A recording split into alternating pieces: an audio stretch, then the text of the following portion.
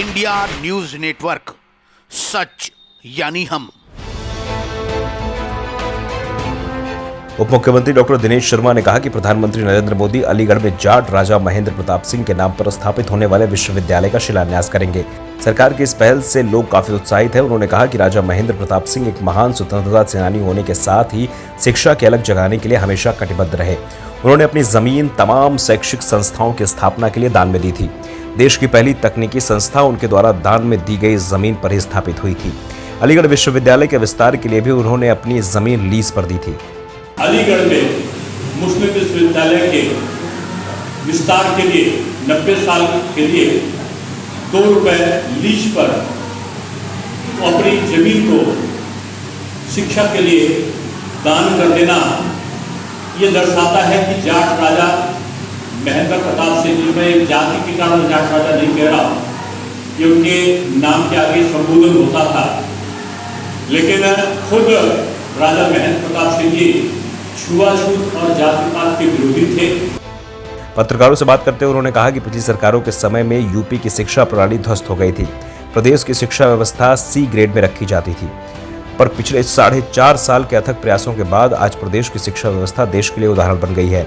आज यूपी की शिक्षा व्यवस्था फिर से A ग्रेड में रखी जा रही है तथा ज्ञान और संस्कार के मूल तत्व इसमें वापस आ चुके हैं। प्रयागराज बोर्ड कहलाता है, वैसे कुछ जिलों के कुछ स्थानों को जो नकल के लिए प्रसिद्ध थे, उनको उस स्थान का नाम लेके वो बोर्ड कहलाते थे, अलग से पैरेलल व्यवस्था फैलाई थी।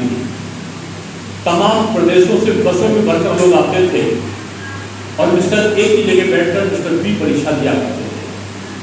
हमने विद्यार्थियों के प्रवेश को आधार से लिंक किया, परीक्षा की उत्तर पुस्तिकाओं को हमने डिकोडिंग किया, प्रश्न पत्रों के क्रम को हर केंद्र में हमने परिवर्तित किया, स्टैटिक मजिस्ट्रेट को लगाया।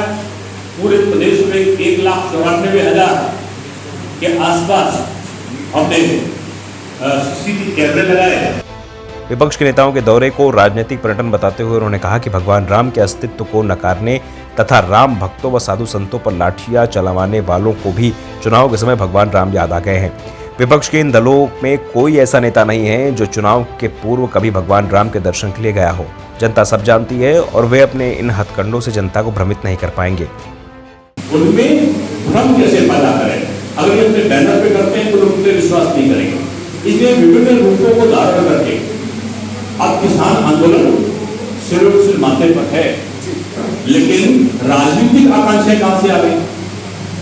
आपको जो राजनीतिक आकांक्षाएं आपकी हैं वो इसलिए आ गई कि पश्चिमी उत्तर प्रदेश में सरेआम बहु बेटियों का अपमान होता था, अपहरण की घटना, उनके साथ दुराचार और दुष्कर्म की घटनाएं जरूरत से ज्यादा बढ़ गई थी। आज पश्चिमी उत्तर प्रदेश में किसी की हैसियत नहीं है कि किसी हमारी बहन और माता का अपमान करने की कोशिश करे, करता है तो शिक्षकों के पीछे होता है। विपक्ष के जातीय सम्मेलनों पर उन्होंने कहा कि 2017 में भी इसी प्रकार का दुष्चक्र फैलाया गया था। तमाम जातीय सम्मेलन किए गए थे तथा 2019 में भी यह चरम पर था। इसके बावजूद विपक्ष 2017 से लेकर आज तक हुए सभी चुनाव में पराजित हुआ है। ब्राह्मण एक जाति नहीं बल्कि संस्कार है। उन्होंने ग्राम लोधा में बनने वाले राजा महेंद्र प्रताप विश्वविद्यालय के शिलान्यास स्थल का स्थलीय निरीक्षण किया एवं प्रधानमंत्री कार्यक्रम की तैयारियों को भी देखा। स्टेट चैनल हेड रिजवान चंचल के साथ अलीगढ़ से अक्षय गुप्ता की रिपोर्ट।